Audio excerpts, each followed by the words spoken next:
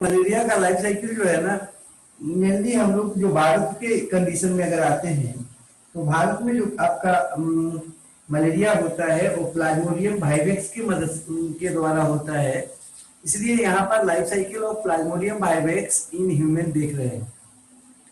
ये जो आपका लाइफ साइकिल होता है उसमें हम लोग पढ़े थे कि प्लाज्मोडियम का जो लाइफ साइकिल होता है वो सेक्सुअल और एसेक्सुअल दोनों टाइप का जो है ना रिप्रोडक्शन करता है। मैन में जो है ना एसेक्सुअल टाइप का करता है, जबकि ये प्लाज्मोडियम जब जाता है मादा एनोफिल में, फीमेल एनोफिल में जाता है तो वहां पर जाने के बाद दोनों तरह का रिप्रोडक्शन साइकिल करता है, सेक्सुअल भी और एसेक्सुअल भी। अब हम लोग यहाँ पर देख रहे थे life cycle of Plasmodium vivax in human. अगर ह्यूमन में आए तो ह्यूमन में जो आपका होता है लाइफ साइकिल प्लाज्मोडियम वाइवेक्स का, वो आपका तीन तरह का होता है या तीन साइकिल के रूप में नजर आता है। पहला है प्री इरिथ्रोसाइटिक साइकिल, मतलब वो साइकिल जो आपका ब्लड के बाहर हो या आरबीसी के बाहर हो। समानता यह जो है ना आपका पहला चरण होता है लाइफ साइकिल का प्लाज्मोडियम का मनुष्य के बॉडी के अंदर, और जब इंटर करता है आपका प्लाज्मोडियम वायरस, सॉरी प्लाज्मोडियम आपका प्रोटोजोआंस फीमेल एनोफिल के बाइट के कारण, तब जो है ना वो सबसे पहला चरण साइकिल पूरा करता है जिसका नाम है प्री इरिथ्रोसाइटिक साइकिल, जबकि दूसरा है एक्सो इरिथ्रोसाइटिक साइकिल। एक्सो का मतलब होता है बाहर, इरिथ्रोसाइटिक मतलब कि आरबीसी, इरिथ्रोसाइट है ना, आरबीसी के बाहर। और तीसरा है इरिथ्रोसाइटिक स्टेज या साइकिल, ये होता है आरबीसी के अंदर। और ये लास्ट साइकिल होता है ह्यूमन बीइंग के अंदर। पहला जो प्री इरिथ्रोसाइटिक साइकिल या फिर ये जो है ना आपका स्पोरोजोइट्स के रूप में जब ये प्रवेश करता है प्लाज्मोडियम, तब ये शुरू होता है। और ये हिपैटिक सेल जो लिवर का होता है उसमें होता है स्पोरोजोइट्स के रूप में शुरू होकर। इसमें कुछ एक शब्द है जो लिखे हैं पहले, pre patent period. Pre patent period क्या है भाई? उस टाइम पीरियड को प्री पेटेंट टाइम पीरियड बोलते हैं जिसमें इन्फेक्शन होने के बाद प्लाज्मोडियम जो है ना ब्लड में दोबारा नजर आए। ठीक है, आपको अगर याद होगा तो आपको बताया था कि जैसे ही स्पोरोजोइट्स ह्यूमन के ब्लड में जाता है काटने के बाद, तो करीब 30 से 60 मिनट तक रहता है ब्लड में, उसके बाद वो गायब हो जाता है। कैसे? वो लिवर में चला जाता है और लिवर में जाकर एसेक्सुअल रिप्रोडक्शन शुरू करता है, एसेक्सुअल तरीके से अपनी संख्या को बढ़ाना शुरू करता है, इसलिए ब्लड में दोबारा वो नजर नहीं आता। ये प्री पेटेंट पीरियड क्या है भाई? प्री पेटेंट पीरियड उस टाइम पीरियड को कहते हैं जो इन्फेक्शन और रीअपियरेंस के बीच का पीरियड होता है। अर्थात प्लाज्मोडियम के मनुष्य के बॉडी में इंटर करने और उसका दोबारा ब्लड में नजर आने के बीच के समय को कहते हैं प्री पेटेंट पीरियड। यह आपका प्लाज्मोडियम वाइवेक्स के लिए 8 से 10 दिन होता है, और 8 से 10 दिन के बाद प्लाज्मोडियम जो है वो क्रिप्टोमेरोजोइट्स के रूप में ब्लड में अपीयर होता है। अब ये क्रिप्टोमेरोजोइट्स कहां से आया? क्योंकि ब्लड में तो जो जब इंटर किया था तो किस रूप में इंटर किया था भाई? स्पोरोजोइट्स के रूप में। लेकिन अभी क्रिप्टोमेरोजोइट्स के रूप में 8 से 10 दिन के बाद दोबारा जो है ना रीअपियर होगा। तो रीअपियर दोबारा जब होगा तो कहां से आएगा? थोड़ा सा यहाँ पर हम इसको आगे पढ़ाते हैं और फिगर में भी दिखाते हैं आपको। देखो, फेट ऑफ क्रिप्टोमेरोजोइट्स का बात कर लो। क्रिप्टोमेरोजोइट्स जो आपको नजर आएगा प्री इरिथ्रोसाइटिक साइकिल के अंत में, जो 8 से 10 दिन का करीब करीब जो है ना आपका यहाँ पर टाइम पीरियड के रूप में होगा। ये आपका यहाँ से क्रिप्टोमेरोजोइट्स या तो फिर इरिथ्रोसाइटिक साइकिल में जाता है या एक्सो इरिथ्रोसाइटिक साइकिल में जाता है। यहाँ पर एक्सो इरिथ्रोसाइकिल जो है इरिथ्रोसाइटिक साइकिल, उसको जरा सा देख लेते हैं पहले। ये आपका क्रिप्टोमेरोजॉइट्स के रूप में शुरू होता है, अर्थात क्रिप्टोमेरोजॉइट्स फिर से प्री इरिथ्रोसाइटिक साइकिल में नहीं जाएगा, या तो एक्सो इरिथ्रोसाइटिक साइकिल में जाएगा या फिर इरिथ्रोसाइटिक साइकिल में जाएगा। अगर प्री इरिथ्रोसाइटिक साइकिल शुरू होगा पुनः, तो वो हमेशा जनरली जो है ना वो होगा तो इससे होगा, किससे? स्पोरोजॉइट से। स्पोरोजॉइट जो है ना वही फिर से प्री इरिथ्रोसाइटिक साइकिल शुरू कर सकता है। तो प्री इरिथ्रोसाइटिक साइकिल के अंत में मिलता क्या है हमको? क्रिप्टोमेरोजॉइट। और शुरू किससे होता है? प्री इरिथ्रोसाइटिक साइकिल स्पोरोजॉइट से। तो ये एकदम दिमाग में रख लीजिएगा, ये स्टार्ट होता है स्पोरोजॉइट से और देता अंत में क्या है भाई? क्रिप्टोमेरोजॉइट्स। अब हम आ रहे थे एक्सो इरिथ्रोसाइटिक साइकिल में। ये क्रिप्टोमेरोजॉइट से स्टार्ट होगा और ये भी कहाँ होता है? हिपैटिक सेल जो लिवर का होता है उसमें होता है। इसके कारण बनता है मेटा क्रिप्टोमेरोजॉइट्स।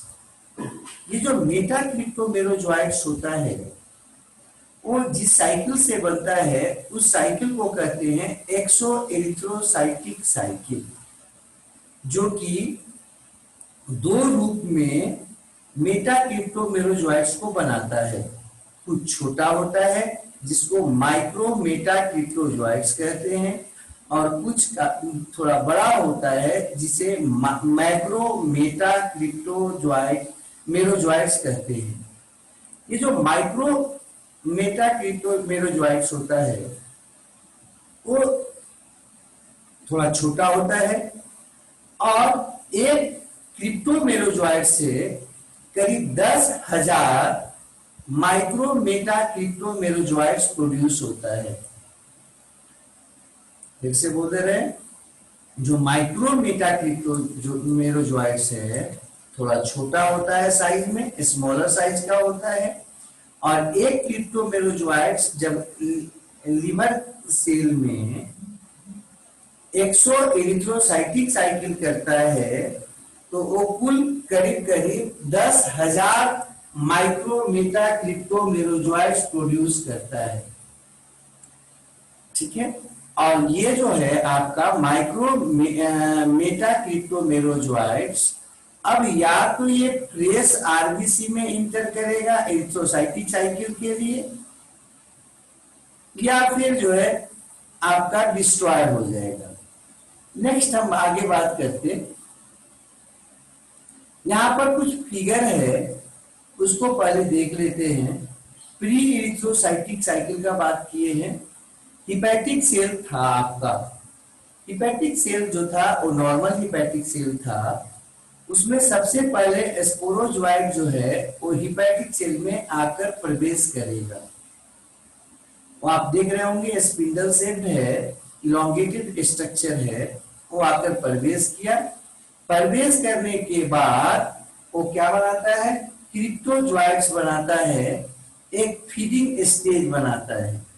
ठीक है, ये जो फीडिंग स्टेज है, इस फीडिंग स्टेज में जो है ना वो तेजी से आरबीसी के अंदर जो भी हीमोग्लोबिन वगैरह है उसको खाता है। जब वो हीमोग्लोबिन इसका हिपैटिक सेल के अंदर जो साइटोप्लाज्म है उसको खाता है। जब हिपैटिक सेल के अंदर के साइटोप्लाज्म को खा लेता है तो ये तेजी से अपनी संख्या को बढ़ाना शुरू करता है और बढ़ाते हुए उसके मटेरियल्स को यूज करते हुए अपनी संख्या को मल्टीन्यूक्लियोटाइड स्ट्रक्चर में बदलता है, जो अंततः आपका ढेर सारे स्ट्रक्चर्स का निर्माण करता है जिसको कहते हैं क्रिप्टोमेरोजॉइट्स। करीब एक आपका स्पोरोजॉइट से 1,000 आपका क्रिप्टोमेरोजॉइट्स उत्पन्न होता है एक लिवर सेल में, और वो अंततः लिवर का जो ब्लड फील्ड स्पेस होता है लिवर के अंदर जिसे साइनोसॉइड कहते हैं, उसमें जमा हो जाता है। इरिथ्रोसाइटिक साइकिल जो होता है उसको हम एक फिगर से देखना चाह रहे हैं, आराम से आपको यहाँ पर समझ में आना चाहिए। सबसे पहले ये स्टार्ट हुआ किससे? स्पोरोजोइट से, जो आपके बॉडी में आया किसके काटने से? तो फीमेल एनोफिल जो इन्फेक्टेड थी उसके काटने से ये आपके बॉडी के अंदर प्रवेश किया। ब्लड से मूव करते हुए करीब 30 से 60 मिनट में ये आपका गायब हो जाएगा वहां से, और अंततः पहुंच जाएगा कहाँ? लीवर के अंदर। लीवर के अंदर जाकर सबसे पहले क्रिप्टोजोइट्स बनाता है, और एक फीडिंग स्टेज है। क्रिप्टोजोइट्स के रूप में जब आपका उसका जो साइटोप्लाज्म है हेपेटिक सेल का, उसको यूज करता है और अपनी संख्या को बढ़ाना शुरू करता है। इसमें सबसे पहले न्यूक्लियस को डिवाइड करके मल्टीन्यूक्लिएटेड स्ट्रक्चर बनाता है, और उसके बाद साइटोप्लाज्म भी इसका आपका क्या होता है? चारों तरफ न्यूक्लियस के घिर के आपका क्रिप्टोमेरोजोइट्स के रूप में बदल जाता है। और जब इसकी क्रिप्टोमेरोजोइट्स मैच्योर हो जाता है तब ये उस लिवर सेल को तोड़ देता है, अपने आप को है ना उसमें से फ्री कर देता है। कहां पर? ब्लड के अंदर क्रिप्टोमेरोजोइट्स के रूप में, और एक स्पोरोजोइट से करीब 1000 क्रिप्टोमेरोजोइट्स बनता है। कहां? लीवर के साइनोसॉइड में। ठीक है।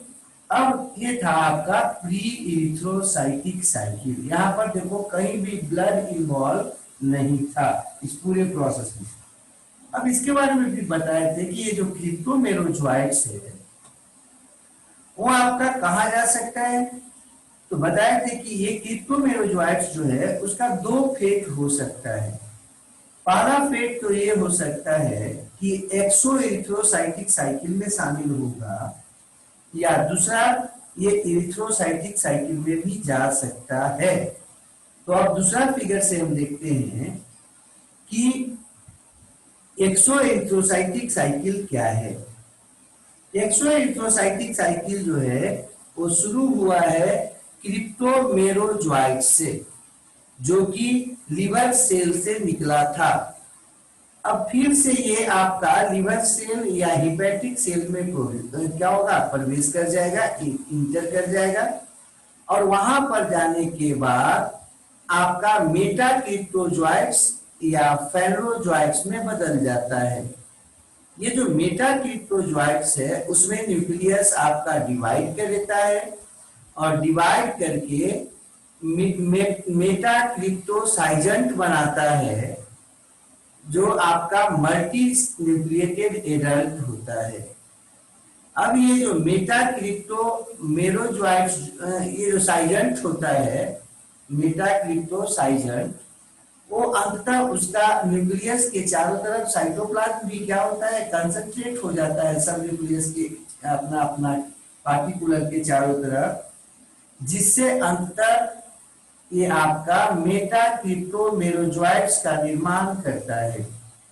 तो ये जो आपका क्रिप्टोमेरोजोइट्स था उससे शुरू हुआ एक्सो इरिथ्रोसाइटिक साइकिल, और एक्सो इरिथ्रोसाइटिक साइकिल के अंत में मिला क्या? मेटाक्रिप्टोमेरोजोइट्स। ये हो गया आपको जो मिला। ठीक है। तो अब हम मेटाक्रिप्टोमेरोजोइट्स के बारे में भी आपको बताए थे कि ये जो मेटाक्रिप्टोमेरोजोइट्स है उसका अब क्या होने वाला है, फेट क्या होगा।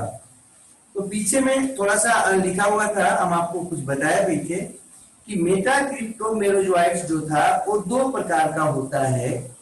एक होता है माइक्रो मेटाक्रिप्टोमेरोजोइट्स, और दूसरा होता है मैक्रो मेटाक्रिप्टोमेरोजोइट्स।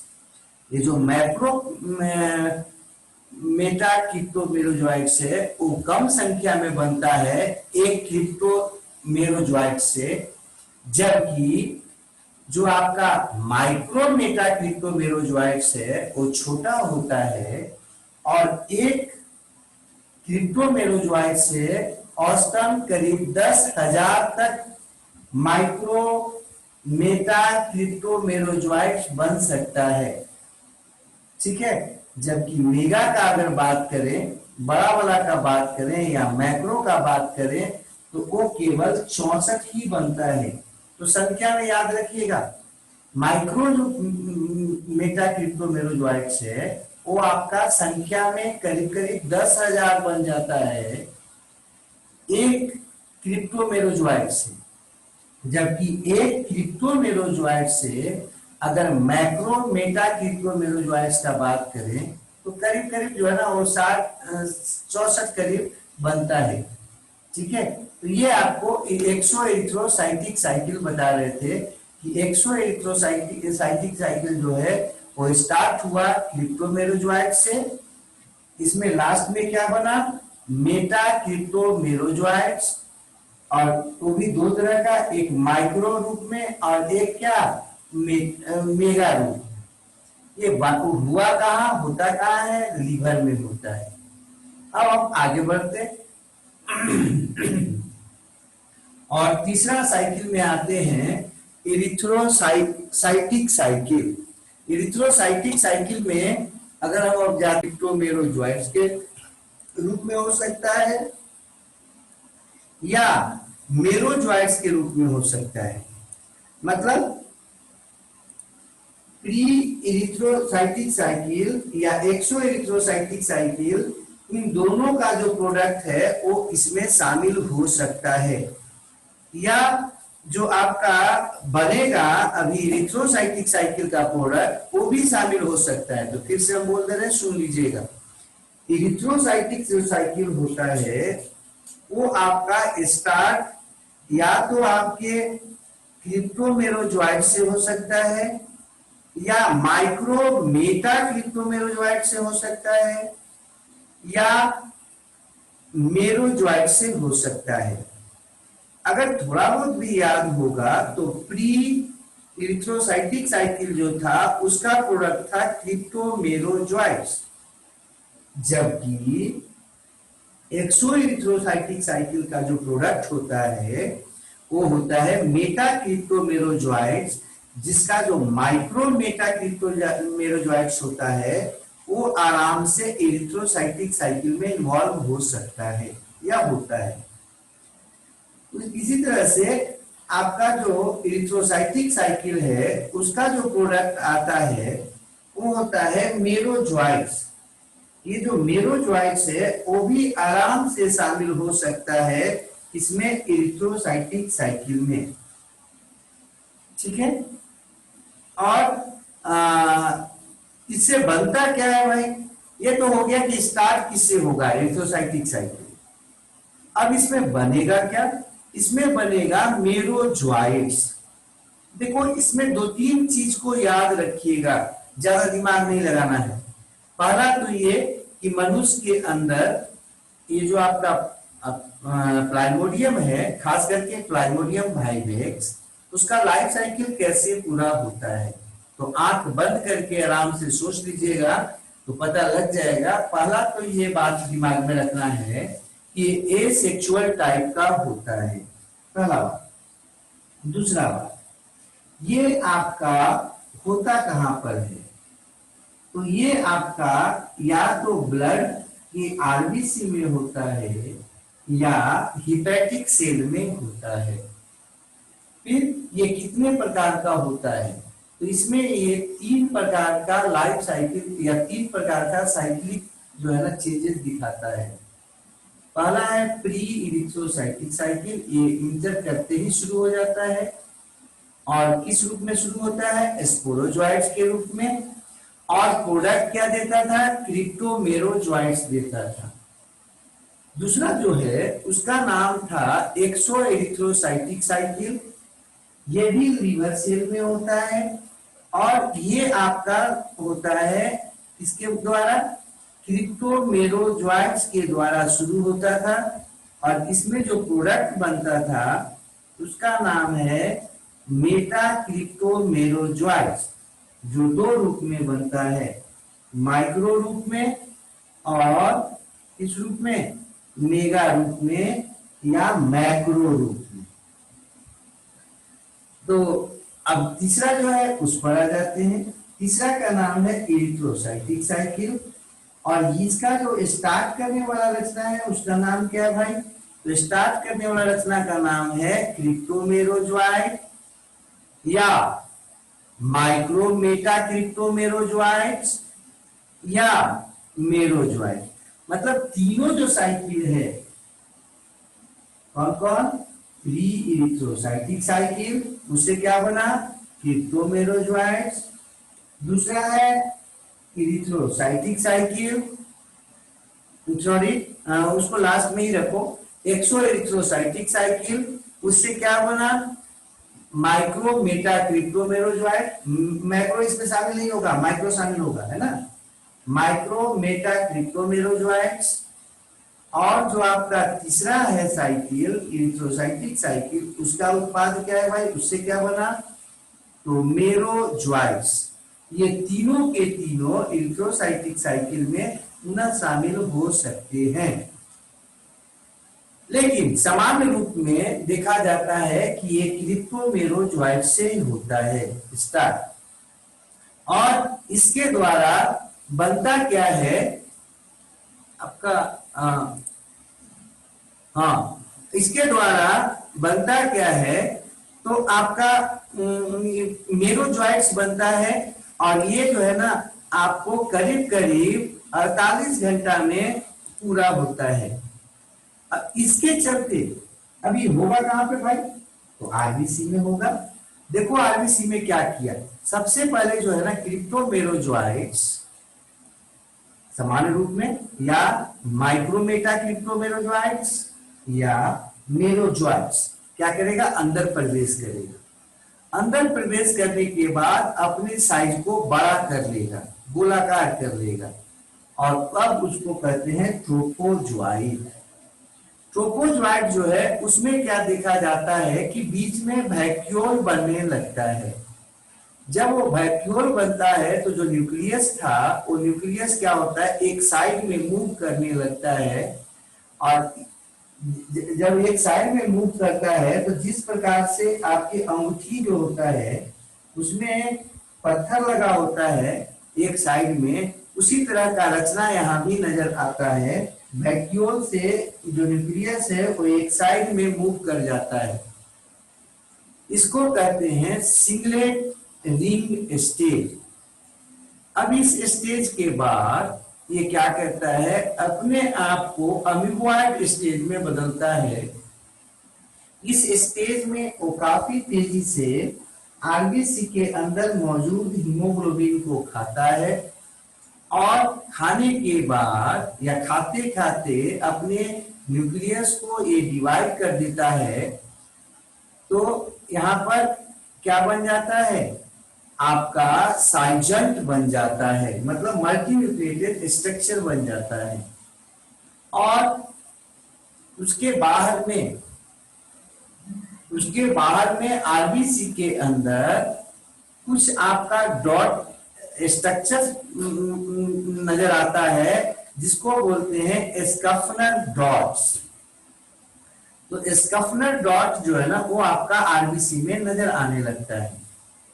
उसके बाद अब ये फिर से अरेंज होता है, सजता है, इसका साइटोप्लाज्म और न्यूक्लियस का जो आपका क्या था टुकड़ा था वो, और छोटे छोटे सेल्स में बदल जाता है, जो कि अंततः इसी के अंदर चारों तरफ जो है ना वो आपका सज जाता है, उस तरह से जैसे हम लोग जो है ना एक कतार में किसी को सजे हुए देखे होंगे, जैसे कि फूल वगैरह में देखते हैं, गुलाब के फूल में देखिएगा लेह के ऊपर से तो पंखुड़ी जैसे सजी होती है चारों तरफ पेरिफेरी में, उसी तरह से यहाँ भी जो है ना आपका वो जो सेल बना है, इसका मल्टी सेलुलर स्ट्रक्चर ये जो बन गया है बॉडी, वो आपका सजा हुआ रहता है वहां पर न्यूक्लियस उस तरफ में। और इसको कहते हैं रोसेट स्टेज। रोसेट आता है सब रोज से, गुलाब से, तो गुलाब जैसा क्या स्ट्रक्चर यहाँ पर नजर आएगा, पंखुड़ी जैसा। अंततः ये क्या होगा? अपने आप को तोड़ देगा, और वो जो आपका आरबीसी जिसमें ये प्रवेश किया था उसको भी तोड़ देता है। जब आरबीसी को भी तोड़ देता है तब आपका ये बाहर आ जाता है इस रूप में मेरोजोइट्स के रूप में।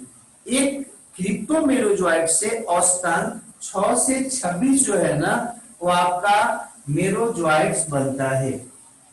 अब ये जब बाहर आता है तो बीच में देख रहे होंगे एक रचना था, रोसेट स्टेज में नजर आ रहा होगा आपको, हीमोजोइन। ये जो हीमोजोइन था वो हीमोग्लोबिन को जब ये खाता है तो मेटाबॉलिक वेस्ट के रूप में जो बच जाता है उसका हिस्सा हीमोग्लोबिन का, उसी को कहते हैं हीमोजोइन। तो हीमोजोइन क्या है? तो प्लाज्मोडियम के द्वारा अपने लाइफ साइकिल पूरा करने के दौरान आरबीसी के अंदर जब वो हीमोग्लोबिन को खाता है तो कुछ जो मेटाबॉलिक वेस्ट आपका बच जाता है उसी को कहते हैं हीमोजोइन। ये जो मेटाबॉलिक वेस्ट है वो अंततः जब आरबीसी टूटता है तो बाहर आ जाता है, और जब ये बाहर आता है तो आपको सिवरिंग लगने लगता है। जैसे ही ब्लड प्लाज्मा में आएगा बाहर आकर, आरबीसी के बाहर क्या होता है? Blood plasma. जैसे ही ये आरबीसी से बाहर निकलेगा, अपने खून निकलना चाहेगा तो क्या होगा? तोड़ना पड़ेगा। और जब तोड़ेगा तो जो हीमोग्लोबिन का जो था बचा हुआ भाग हीमोजोइन के रूप में वो बाहर आ जाएगा। और वो जब बाहर आता है तो उस व्यक्ति को क्या होता है? ठंडा लगता है और अंततः उसे बुखार आ जाता है। मतलब कि जो मलेरिया का लक्षण है वो आपका हीमोजोइन से ही हो रहा है। और ये हीमोजोइन जो है ना वो किसका है? तो हीमोग्लोबिन का आपका मेटाबॉलिक प्रोडक्ट है। ठीक है, तो ये ध्यान रखिएगा, जब तक इरिथ्रोसाइटिक साइकिल नहीं करेगा तब तक आपको मलेरिया के लक्षण नजर नहीं आएंगे, और मतलब कि आपको ठंड नहीं लगेगा, बुखार नहीं आएगा। तो मलेरिया का लक्षण जो है ना वो आपका नजर आता है किस साइकिल में? इरिथ्रोसाइटिक साइकिल में।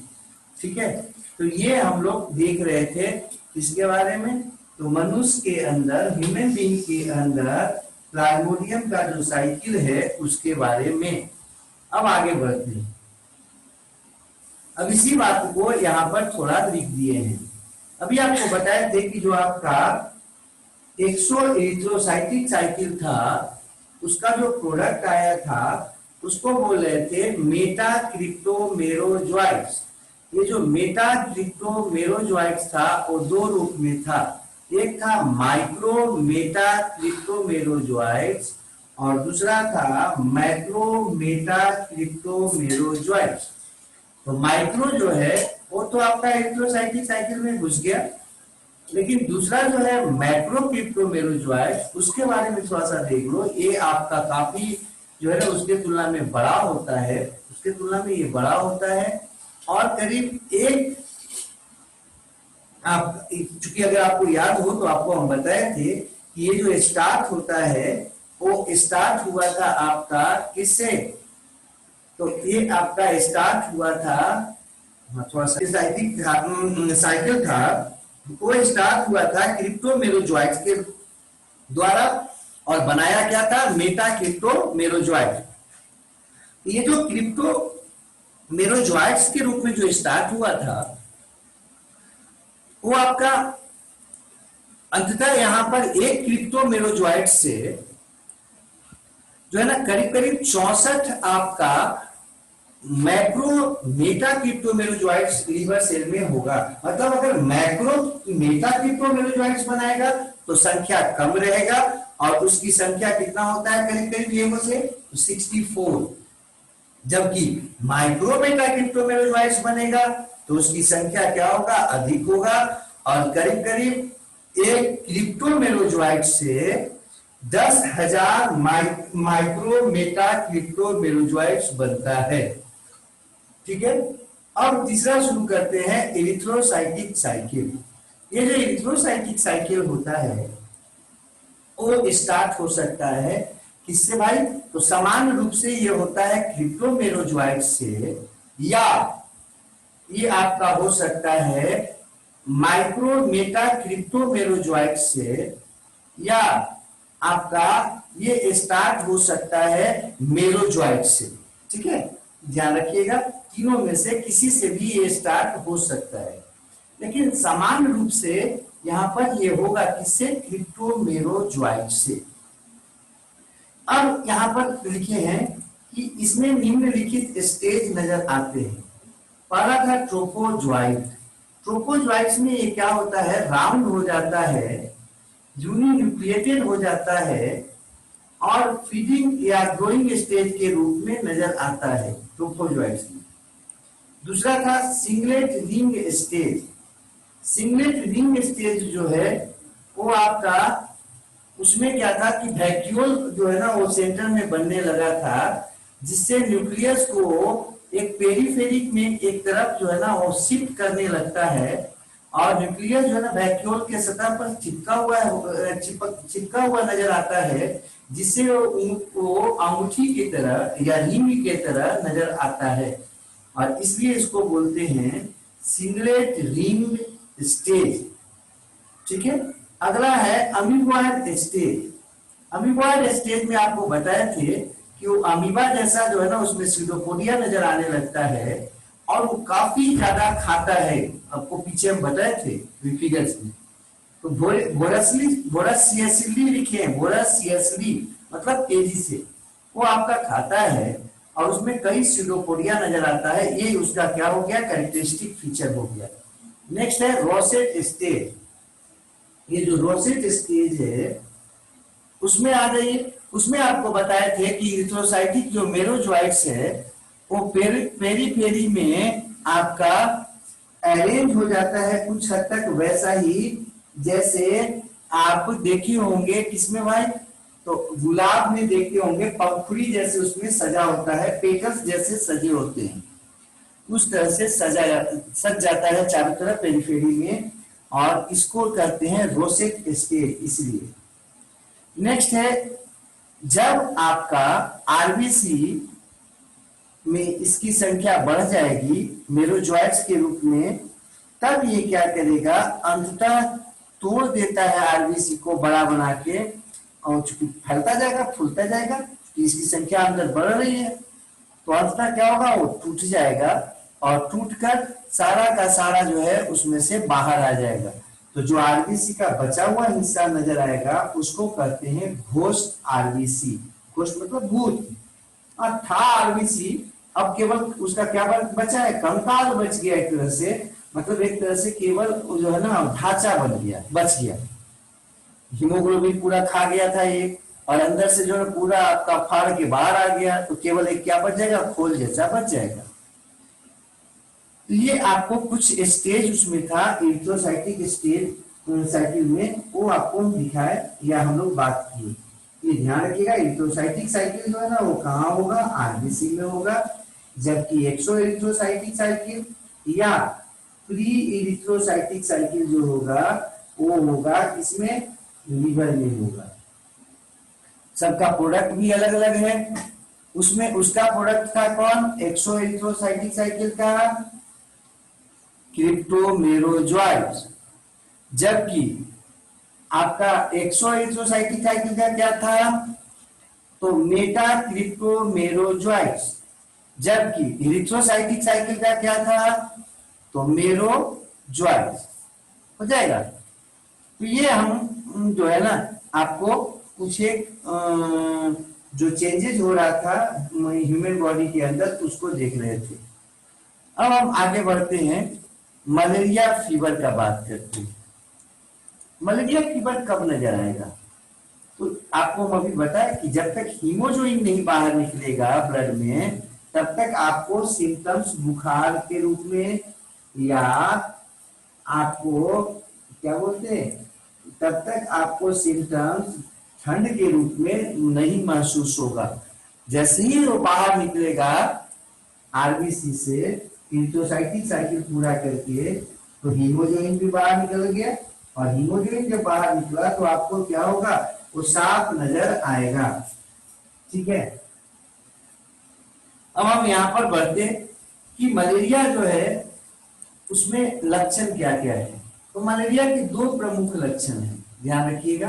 एक है ठंड लगना, चील ना, काफी ठंडा लगेगा। सामान्य ठंडा नहीं रहेगा कि हल्का हल्का जो है ना वो शरीर में जो है ना लग रहा है ठंडे जैसा, ऐसा नहीं। वो तो हल्का बुखार आने पर ऐसे भी आपको लगने लगता है बाहर से।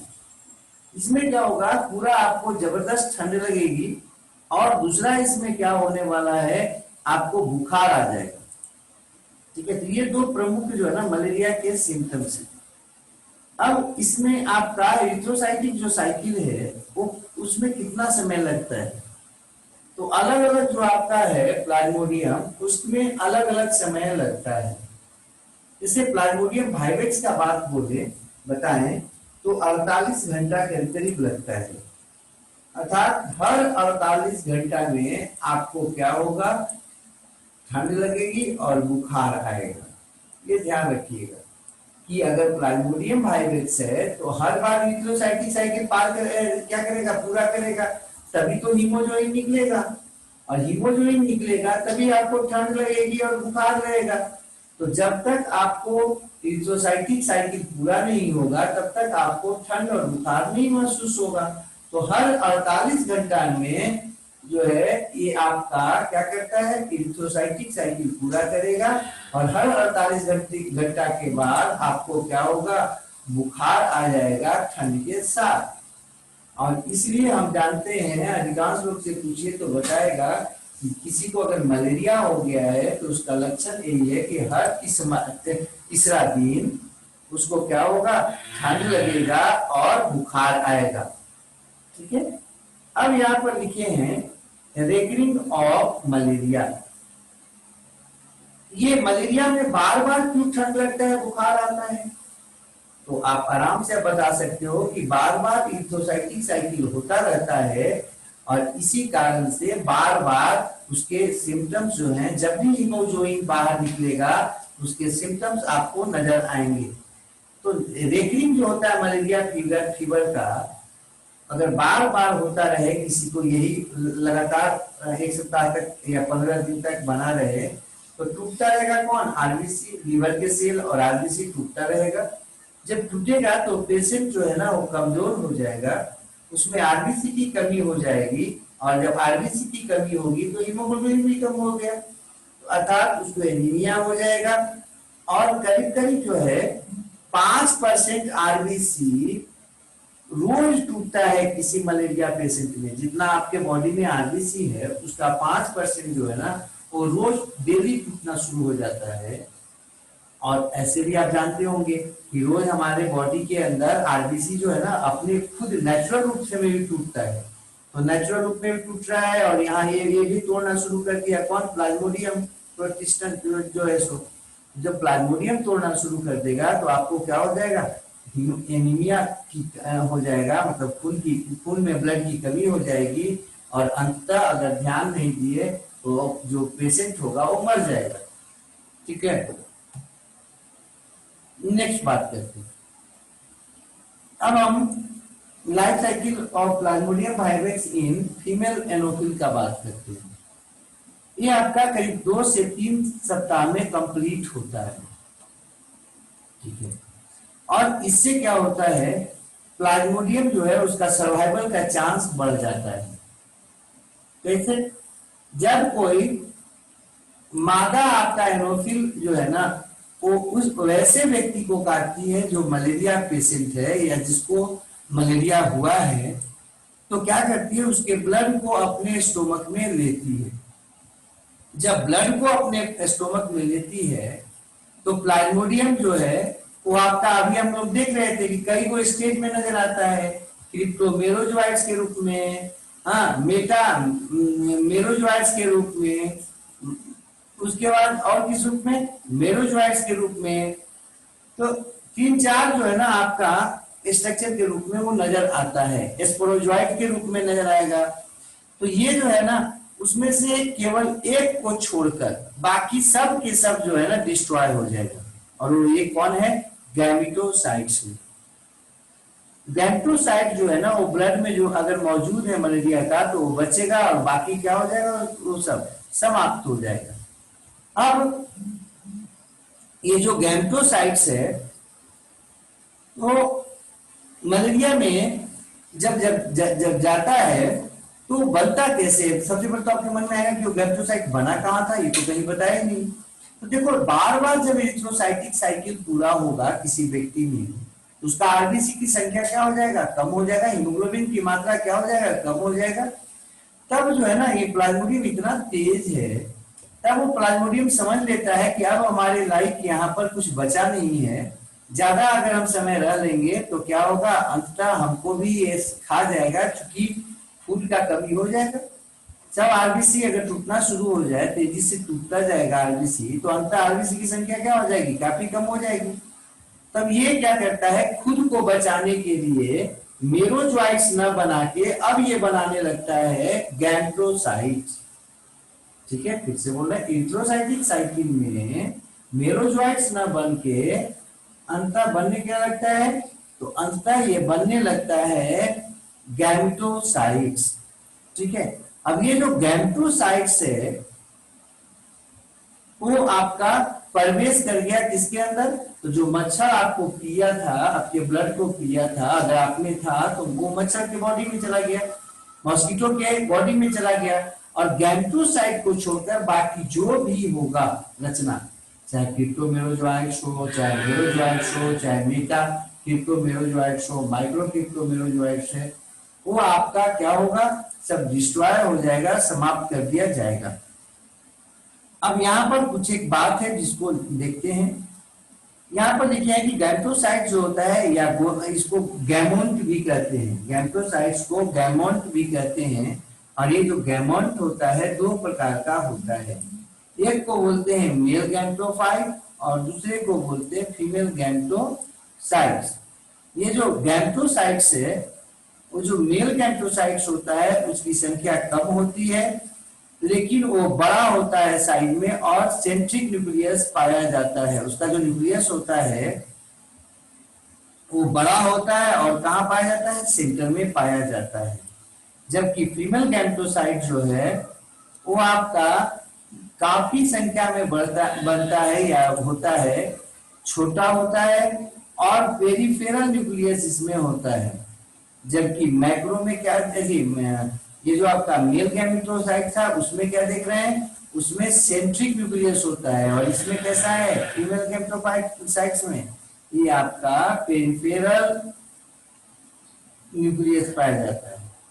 वो जो मेल आपका गैमेटोसाइट्स है, हाँ यहाँ पर ध्यान रखिएगा, जो दोनों मेल और फीमेल जो गैमेटोसाइट्स है वो दोनों अंततः गैमेटोजेनेसिस करेगा, और क्या बना देगा, मेल और फीमेल गैमेट्स रिस्पेक्टिवली बना देगा। जो मेल गैमेटोसाइट्स है उससे आपका मेल गैमेट बनेगा, और कितना बनेगा, तो एक मेल गैमेटोसाइट से 4 से 6 मेल गैमेट्स बनता है। इस पूरे प्रोसेस को एक्स फ्लैजिलेशन कहते हैं। एक्स फ्लैजिलेशन क्यों कर रहे हैं वो अभी हम फिगर से दिखा के आपको समझाएंगे। जो फीमेल गैमेटोसाइट्स है उससे जो है ना केवल एक फीमेल गैमेट बनता है। फिर से बोल रहे हैं, मेल गैमेटोसाइट जो होता है उससे एक बार में 4 से 6 जो है ना आपका क्या बनता है, गैमेट्स बनता है, मेल गैमेट। जबकि फीमेल गैमेटोसाइट से केवल और केवल एक ही गैमेट बनता है।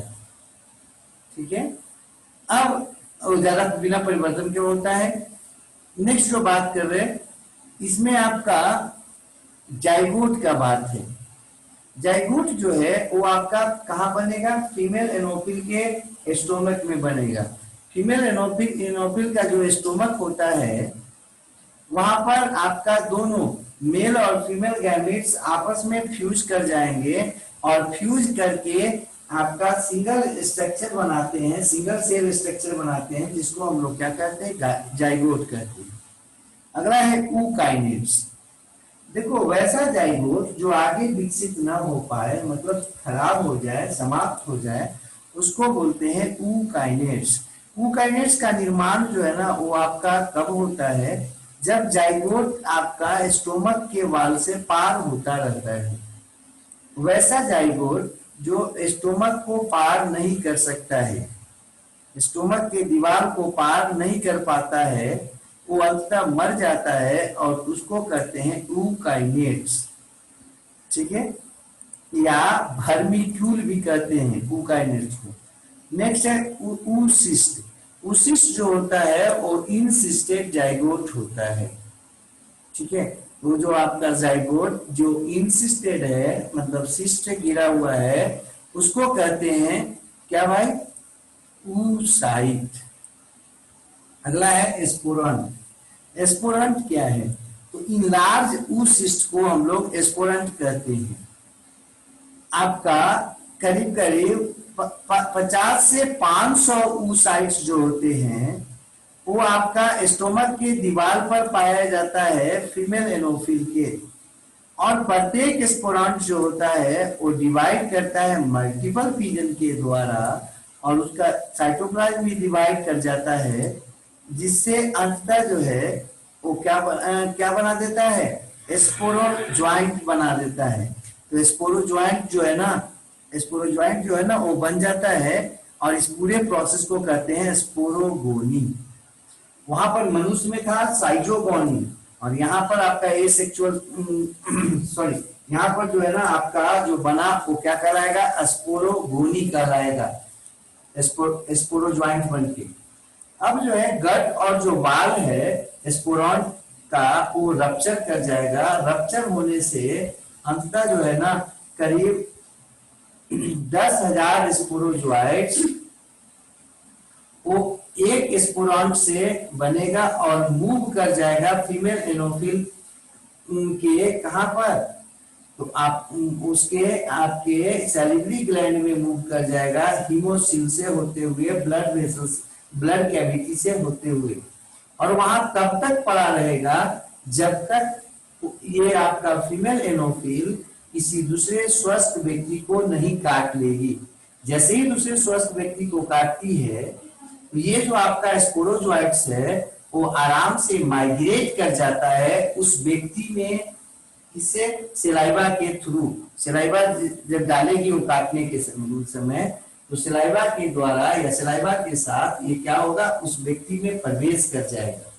तो ये आपको अभी हम बता रहे थे गैमेटोसाइट से कैसे गैमिट बना, और गैमिट जो है ना कैसे जाइगोट बनाया, और जाइगोट जो है ना वो अंततः फिर से स्पोरोगोनी के द्वारा आपका मल्टीपल फिजन करते हुए वो क्या बना दिया, आपका स्पोरोजोइट्स बना दिया, जो कि सैलिवरी ग्लैंड की तरफ मूव कर गया है। अब थोड़ा फिगर से इसको देखते हैं। इस फिगर इसमें देखिए, इस फिगर में देखिए क्या हुआ, वो जब सक करता है मतलब कि चूसता है जब ब्लड को, किसको, जिसको मलेरिया होता है उसका, तो आपको मेल गैमेटोसाइट और फीमेल गैमेटोसाइट जो है ब्लड के थ्रू चले आएंगे स्टोमक में। वो जो मेल गैमेटोसाइट्स हैं वो अंततः जो है ना एक्सप्लैजिलेशन करते हैं। देखिए फ्लैजिला जैसा जो है ना वो निकल गया है, हाँ एक्सप्लैजिलेशन करता है, और एक्सप्लैजिलेशन करने के बाद न्यूक्लियस भी डिवाइड हो गया उसी में, और साइटोप्लाज्म भी, और अंततः 6 to 8 मेल गैमेट्स बना देता है। तो एक मेल गैमेटोसाइट से कितना मेल गैमेट्स बना, 6 to 8। लेकिन इधर आ जाइए, ये जो आपका फीमेल गैमेटोसाइट था उसमें आपका क्या होता है, फीमेल गैमेट बनेगा कुछ चेंज होने के बाद, जिसमें आपका देखिए यहाँ पर दिखा है 1 से 1 बनता है। अब ये जो फीमेल गैमेट्स बना उसके साथ जाकर मेल गैमेट्स अटैच हो जाता है, और अटैच होकर अंततः फर्टिलाइजेशन दिखाता है, जिससे यहाँ पर जाइगोट बन जाता है। अब ये जाइगोट जो है वो पार करेगा इसके स्टोमक के बाल को, और कहाँ चला जाएगा, ब्लड कैविटी में चला जाएगा, या ब्लड फील्ड जो बॉडी में जो ब्लड फील्ड है उसमें चला जाएगा। उसमें जब जाता है तो यहाँ पर देखिए दो चीज हम यहाँ पर नीचे दिखा रहे हैं, लिखे हैं, एक है स्पोरोगोनी और एक है गैमोगोनी।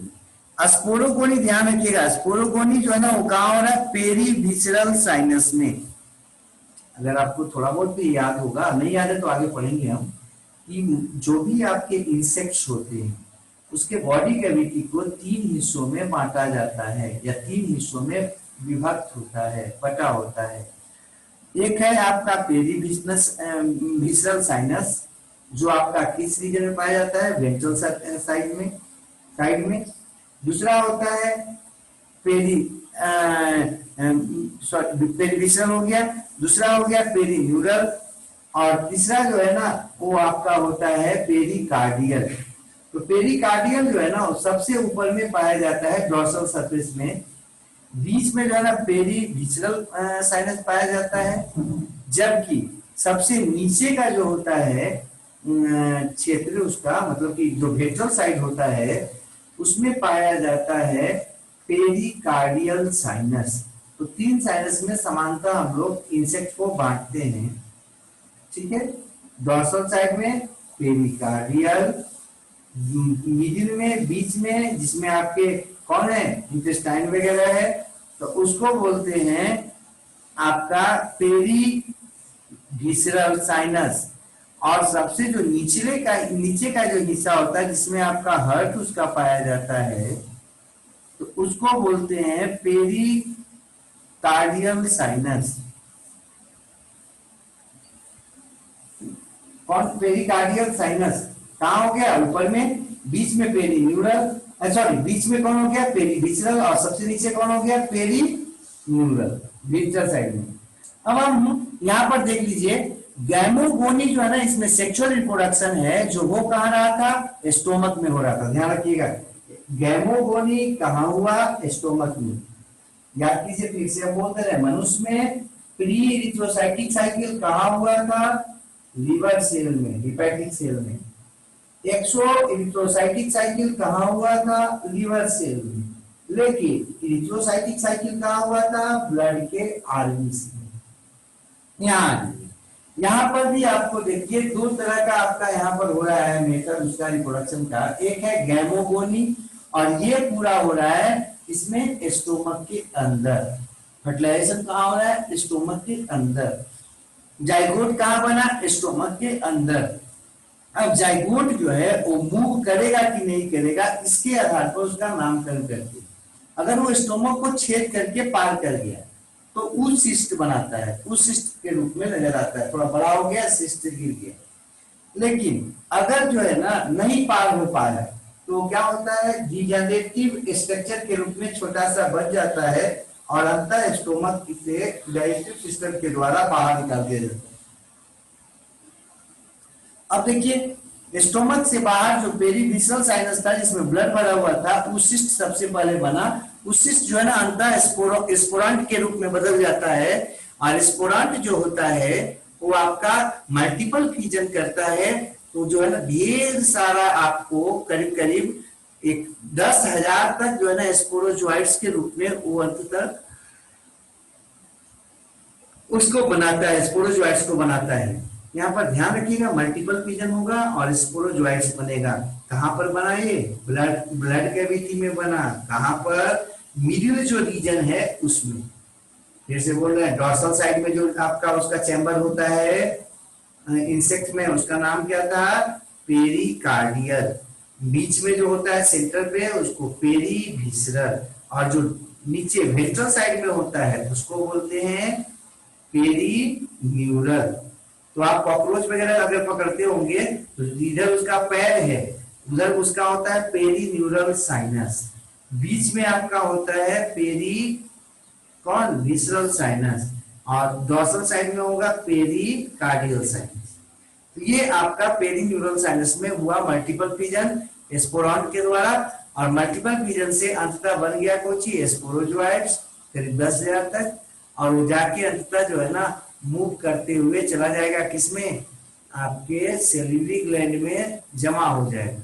अब जब जब सेलाइवा उसका निकलेगा उसके साथ ये भी बाहर निकलेगा, ठीक है। तो ये आपका है life cycle of Plasmodium vivax in female एनोफिल।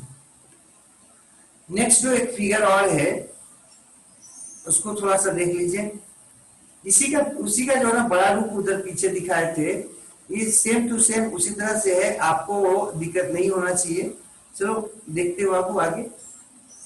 अब यहाँ पर लिखे हुए बात पर कुछ आ जाते हैं, incubation period of Plasmodium vivax. ये जो प्लाज्मोडियम वाइवेक्स होता है उसका इंक्यूबेशन पीरियड कितने दिनों का होता है, तो आपके मन में आएगा इंक्यूबेशन पीरियड किसको कहते हैं। तो किसी भी आपके जो पैथोजेंस हैं जिससे आपको डिजीज होता है, उसके इन्फेक्शन से और फर्स्ट सिम्पटम्स के अपीयरेंस तक का जो समय पीरियड होता है उसको कहते हैं इंक्यूबेशन पीरियड। फिर से बोल रहे हैं, इंक्यूबेशन पीरियड क्या है? तो वो टाइम पीरियड जो किसी पैथोजन के बॉडी के अंदर और प्रवेश करने और क्या फर्स्ट जो लक्षण नजर आ रहा है सिम्टम्स, उसका उसके बीच का जो समय होता है उसी को कहते हैं हम क्या? Incubation period. किसी का भी इंक्यूबेशन पीरियड अलग अलग हो सकता है। जैसे इन्फ्लुएंजा का जो होता है वो आपका जो है ना 12 से 24 घंटा होता है। इस तरह से सबका अपना अपना होता है। यहाँ पर जो प्लाज्मोडियम वाइवेक्स है उसका करीब 10 से 12 दिन होता है। मतलब 10 से 12 दिन में वो आपका क्या करता है? प्री इरिथ्रोसाइटिक साइकिल, एक्सो इरिथ्रोसाइटिक साइकिल और इरिथ्रोसाइटिक साइकिल पूरा कर लेता है। अब ये जो है लक्षण जब आपके पास आया, सिम्टम्स जब आया मलेरिया का, तो आपके मन में आएगा कि जब एक बार सिम्टम्स आ जाए तो क्या गैम्प्रोसाइट्स फिर बनता रहता है? सर देखिए, गैम्प्रोसाइट्स तो नहीं बनता रहता है, लेकिन बाकी जो है मेरोजोइट्स है, क्रिप्टोमेरोजोइट्स है, मेटा क्रिप्टोमेरोजोइट्स है, वो सब बनते रहता है। और जब वो सब बनते रहेगा तो इरिथ्रोसाइटिक साइकिल जो है ना वो होता रहेगा। लेकिन अब और आगे इन्फेक्शन देने के लिए हम तैयार नहीं है। क्यों? क्योंकि गैम्प्रोसाइट्स नहीं बनेगा। और गैम्प्रोसाइट्स न बनने का सबसे बड़ा कारण क्या है भाई? तो बॉडी का टेम्परेचर आपका क्या होता है? बढ़ जाता है, बुखार लग जाता है। और जब टेम्परेचर बढ़ जाएगा तो गैम्प्रोसाइट्स बनाने में हम अक्षम हो जाएंगे या नहीं बना पाते हैं। इसलिए शुरुआत में जो है ना अगर फैल जाए तो फैल जाए। जिसको बुखार आ रहा है बार बार मलेरिया का, अब उसके काटने पर मच्छर में जो है ना कोई खास जो है ना वो मच्छर के द्वारा वो आगे अब नहीं फैलने वाला है। क्यों? क्योंकि गैम्प्रोसाइट बनेगा ही नहीं। शुरुआत में अगर फैला दिया तो फैला दिया। मलेरिया का बात करते हैं। मलेरिया जो है नाम कैसे पड़ा इसका? मलेरिया जो है ना लैटिन वर्ड से आया है, माला और एरा। माला का मतलब होता है बैड और एरा का मतलब होता है एयर। मतलब मलेरिया का मतलब होता है बुरी हवा से होने वाला रोग। हुआ क्या, शुरुआत में लोगों को जो है ना वो पता नहीं लगा था कि प्लाज्मोडियम होता है या मच्छर के काटने से फैलता है। तो लोगों ने क्या किया, लोगों के दिमाग में क्या बात आई कि हो ना हो ये किससे फैलता है? हवा से फैलता है। और चूंकि मलेरिया थोड़ा खतरनाक रोग है तो लोग ने जिस हवा से ये फैलता है उसको बैड एयर नाम दिए। ठीक है, और इसी से मलेरिया नाम पड़ा। ठीक है, अब मलेरिया जो है उसमें हम लिखे हैं कि सबसे पहले मलेरिया प्लाज्मोडियम से होता है। आरबीसी में प्लाज्मोडियम पाया जाता है। इसको सबसे पहले खोजा गया चार्ल्स लेब्रन के द्वारा। चार्ल्स लेब्रन जो है ना वो पहला शख्स थे जिन्होंने ये देखा कि मलेरिया जो है वो प्लाज्मोडियम से होता है। क्योंकि मलेरियल जो भी आपके ऑर्गेनिज्म थे, एनिमल्स थे, उनके आरबीसी में प्लाज्मोडियम देखा गया उनके द्वारा या खोजा गया। तो ये आपका जो है सबसे पहला बात था प्लाज्मोडियम को खोजने का और मलेरिया किससे होता है उसके बारे में।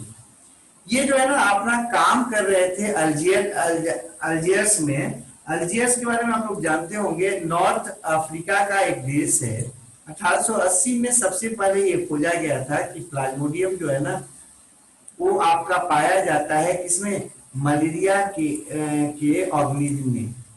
ठीक है, अब हम आगे बढ़ते। इसमें जो है ना ये तो मालूम हो गया कि मलेरिया किससे होता है? हवा से नहीं होता है, बल्कि किससे होता है? प्लाज्मोडियम से होता है।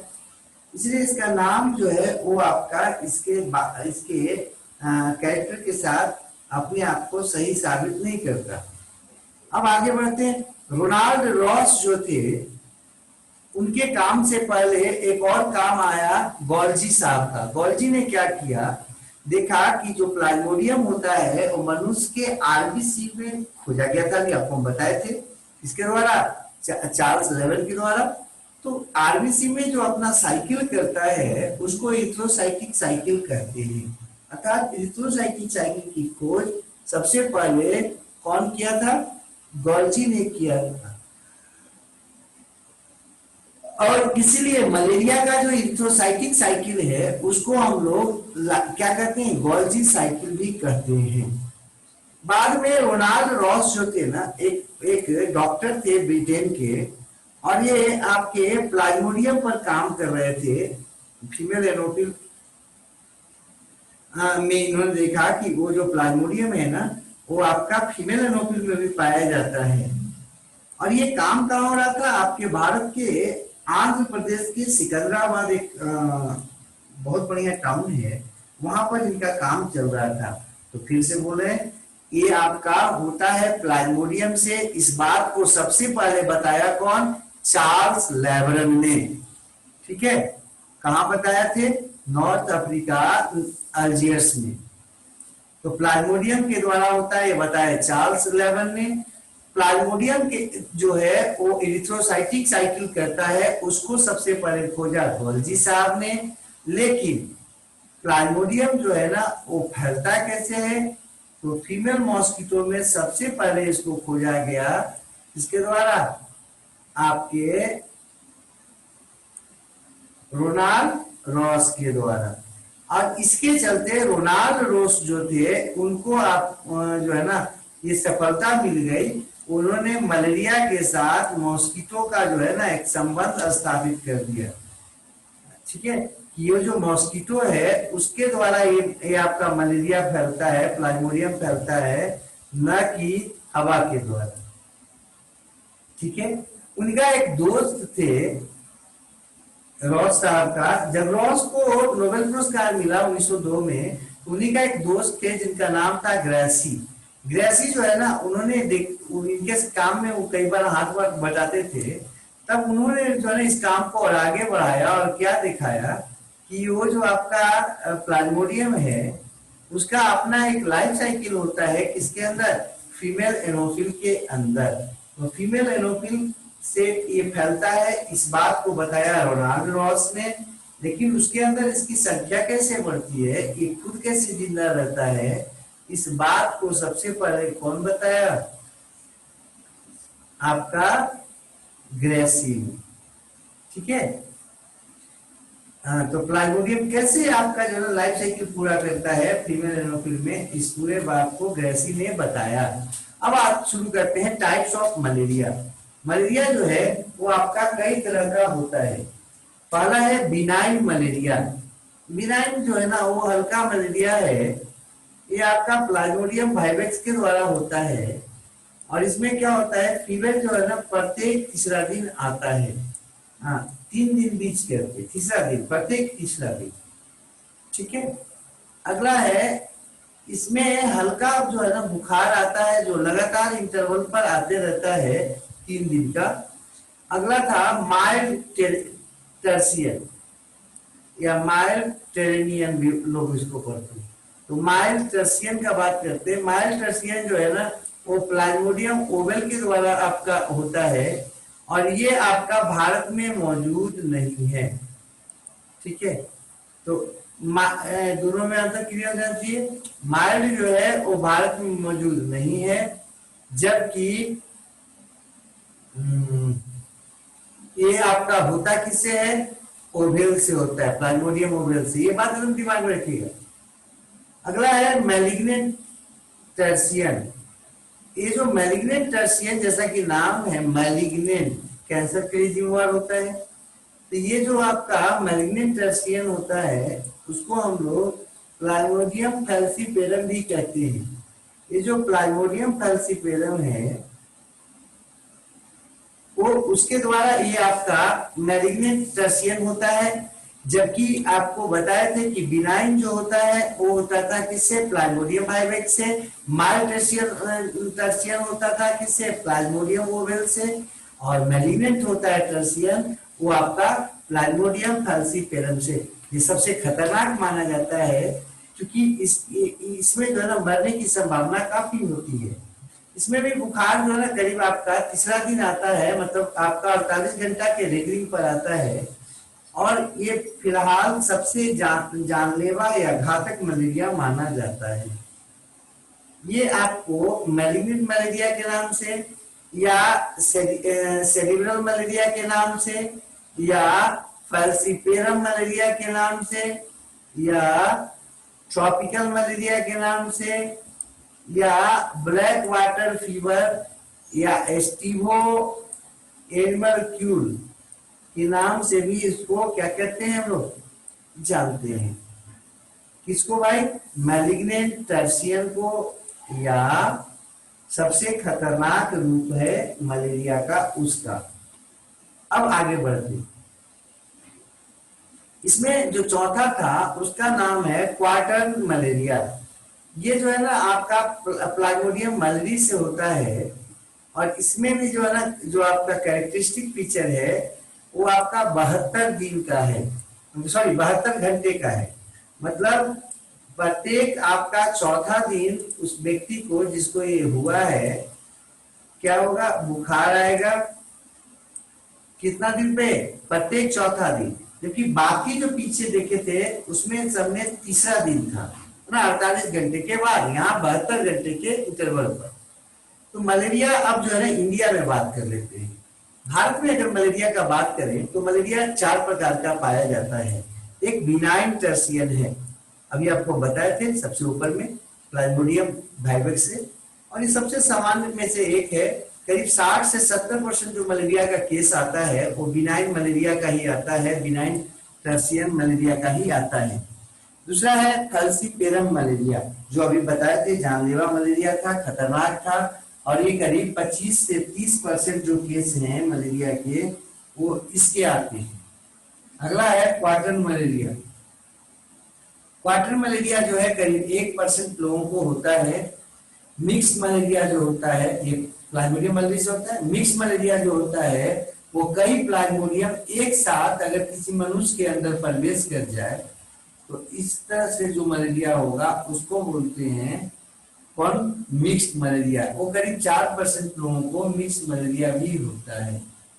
तो आपके मन में आएगा कि ये मलेरिया से बचाव का क्या उपाय है, तो आगे बताएंगे।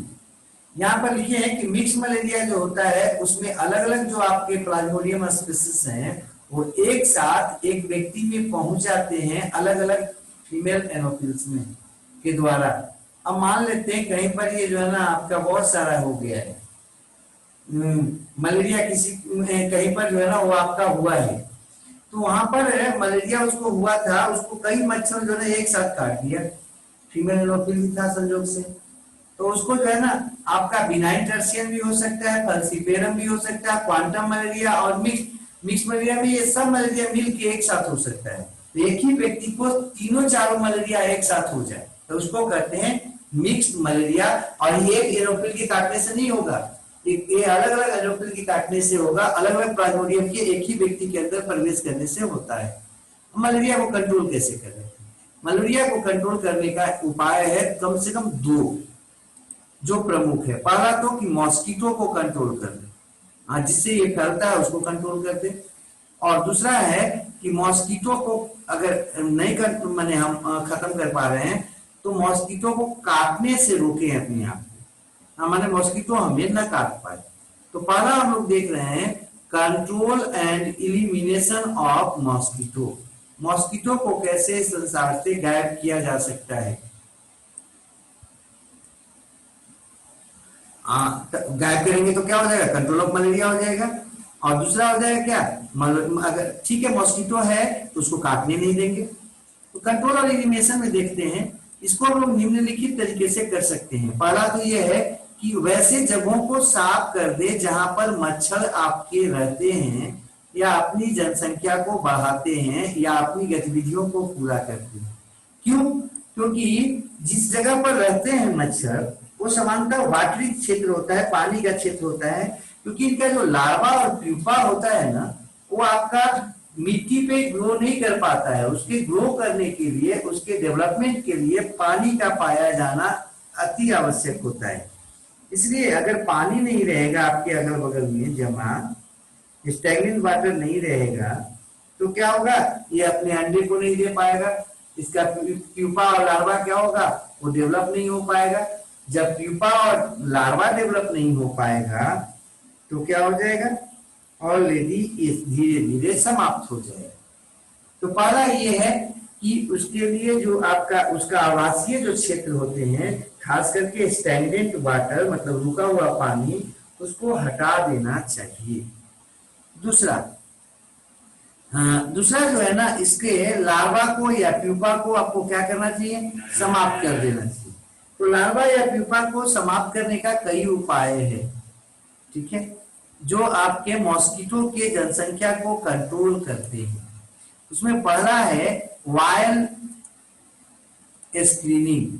वायल स्क्रीनिंग जो होता है उसमें पेट्रोलियम प्रोडक्ट या पाराफिन या किरोसिन, उसको हम लोग वाटर सरफेस के सतह पर पतला फिल्म के रूप में फैला देते हैं। इससे क्या फायदा होता है कि वो जो पानी है ना, उसमें ऊपर से ऑक्सीजन नहीं जा पाएगा और नहीं जा पाता है। जब ऑक्सीजन नहीं जा पाता है तो क्या हो जाएगा, वो जो उसका लार्वा या प्यूपा है वो आपका मर जाएगा।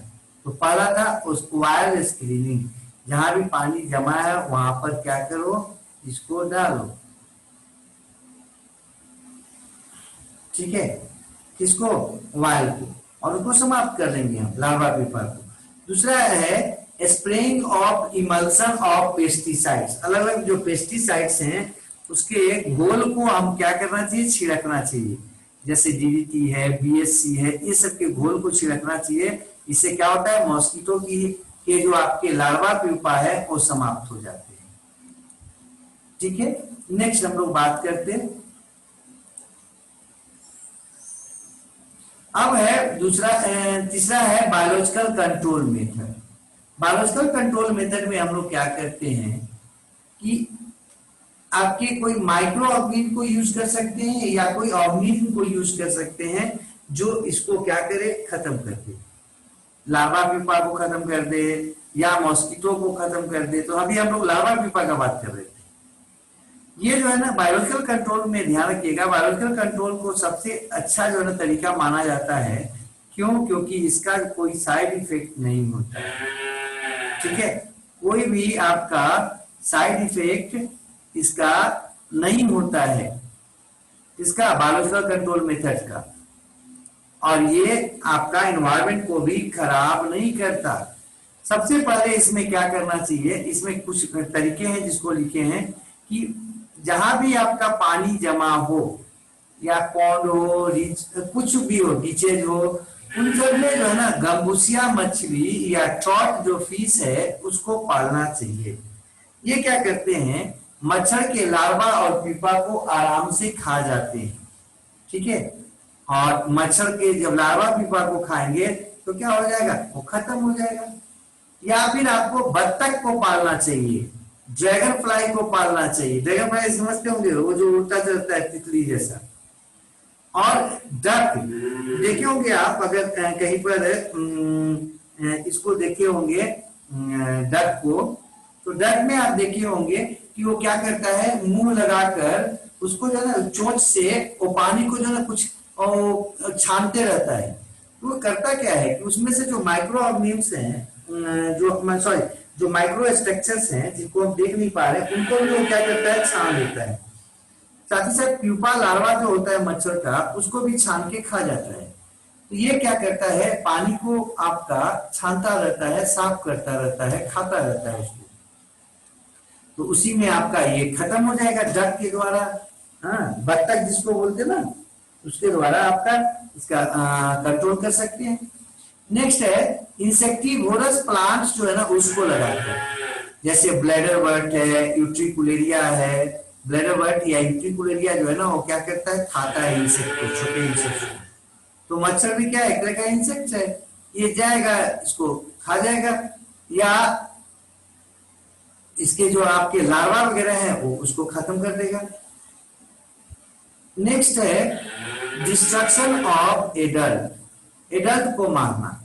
एडल्ट को मारने के लिए क्या करते हैं हम लोग, हाथ से भी मारते हैं, हैंड किलिंग करके स्नाइपर लगा देते हैं, उसमें आपका ये मरने लगता है। और तो और क्या करते हैं कि आपका जो इंसेक्टिसाइड्स हैं जैसे डीडीटी, बीएचई, फ्यूमिगेशन है, मेल स्टेरिलिटी है, ये सब कुछ ये सबको क्या करते हैं, स्प्रे कर देते हैं। ठीक है। नेक्स्ट है प्रिवेंशन ऑफ मॉस्किटो बाइट। हम लोग जो है ना मॉस्किटो को काटने से रोकते हैं। और मॉस्किटो को काटने से रोकने के लिए क्या क्या उपाय है, या तो मच्छरदानी लगाइए, मॉस्किटो नेट, या फिर जो है ना कोई रेपेलेंट लगाइए, जैसे ओरोनिल है, जैसे जो है ना आपका मस्टर्ड ऑयल है, किरोसिन है, इत्यादि। ठीक है, इसको आप क्या कीजिए, लगाइए। मॉर्टिन है, गुड नाइट है, लिक्विड जो आता है ऑल आउट वगैरह, उसको लगाइए। उससे क्या होगा, मच्छर आपके नहीं आएंगे, काटेंगे नहीं। अभी तो कुछ केमिकल्स भी आ गया है कि जिसको बॉडी पे अगर आप लगा लेते हैं तो क्या होता है, बॉडी जो है वो आपको मच्छर से बचा रहता है। ठीक है।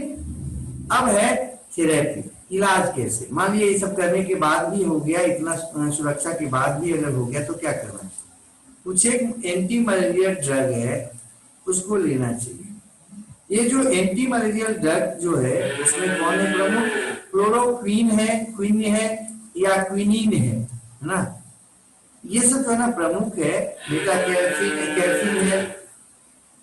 तो इसको इन दवाओं को आप खिलाया जाता है आपको, किसके द्वारा, किसी दूसरे व्यक्ति के द्वारा। और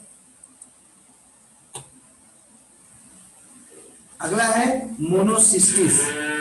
ठीक है, ये जो हम लोग स्पोरोजोइट्स पढ़ रहे थे उसका जो लास्ट उसमें हम पढ़े थे कि उसमें दो आपका रिप्रेजेंटेटिव था, एक था प्लाज्मोडियम और दूसरा था मोनोसिस्टिस। मोनोसिस्टिस जो है ना उसके बारे में देख लेते हैं। प्लाज्मोडियम समाप्त हो गया। ये आपका माइक्रोस्कोपिक होता है, मोनोजेनेटिक मतलब एक ही ऑर्गेनिज्म में अपना लाइफ साइकिल पूरा कर लेता है। ये पैरासिटिक प्रोटोजोअन्स है। और समानतः ये सेमाइनल वेसिकल में पाया जाता है, अर्थवॉर्म के। हाँ, अर्थवॉर्म के सेमाइनल वेसिकल में पाया जाता है। ये आपका खत्म हो गया। और लास्ट जो है इसका फाइलम, इसमें प्रोटोजोन में वो कौन है, आपका फाइलम सिलियाटा। तो फाइलम सिलियाटा को नेक्स्ट डे देखते हैं। किसी को अगर कुछ पूछना है तो पूछ